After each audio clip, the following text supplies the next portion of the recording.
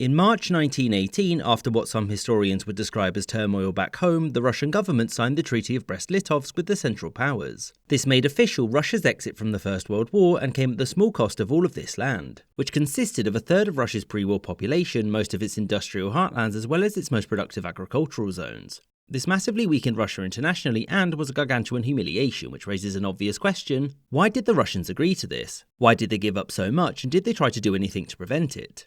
So, as you'll know, Russia's time during World War I wasn't exactly a fun one. Very early on, things went well, but after that, not so much. This meant that the Russian people weren't happy and just wanted the war to be over. This led to civil unrest, the February Revolution, the Tsar's abdication, and the creation of the Russian Provisional Government.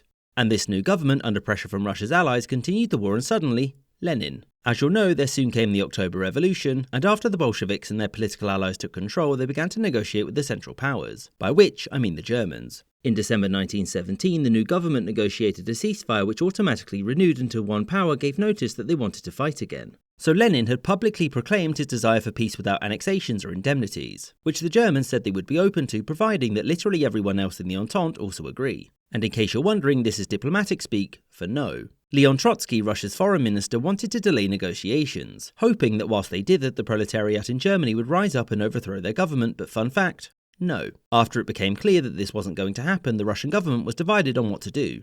The first option, championed by the left socialist revolutionaries, was continue the war no matter the cost. The problem with this was that the army was largely falling apart or had actively sided against Lenin's government and so couldn't continue to put up any real resistance. The second option was to make peace no matter the cost. Lenin was overwhelmingly concerned with not dying, and so fighting the Central Powers whilst also fighting a civil war meant that the revolutionary government would almost certainly lose. As such, it was better to live with the humiliating peace, defeat their internal opponents, and then, when strong enough, take back what they'd lost. There was, however, secret option number 3. This was championed by Trotsky, who wanted to walk away from the negotiations and declare that Russia would refuse to fight the war. His plan was that in the face of peaceful non-resistance, any German advance would make them look like aggressors and colonizers to the German workers, who would then inevitably rise up and overthrow their government.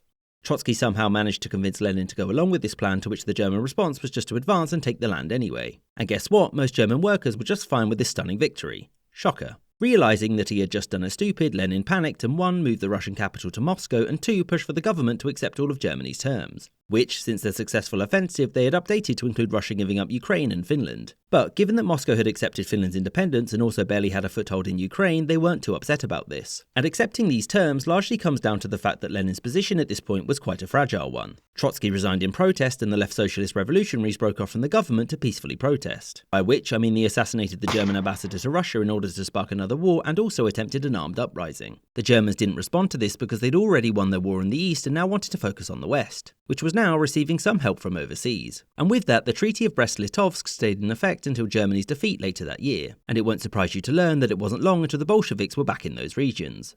I hope you enjoyed this episode, with a special thanks to my patrons: James Bizanet, Sky Chappelle, Katoitska, Anthony Beckett, Wyan Hockey, Yudwon Wang, Alex Schwinn, AF Firefly, The Flying Deutschland, Captain Psydog, Robert C. Perkins, Spencer Lightfoot, Shuenin, Michael Holbert, Castle Bravo, The McWhopper, Gustav Swan, Marvin Kassow, Spinning 3 Plates, Andy McGeehee, Rod D. Martin, Arthur Hosey Jr., Kamoon Yoon, Copper Tone, Mirza Ahmed, The Jim Stannon, Winston Kaywood, Respectable Level of Chaos, Starry Nights, Kalitro, Bonnie Bounds, Remco Heusman, Jim Strumberg, Lord Beak, Charles I, and Bet Cabot.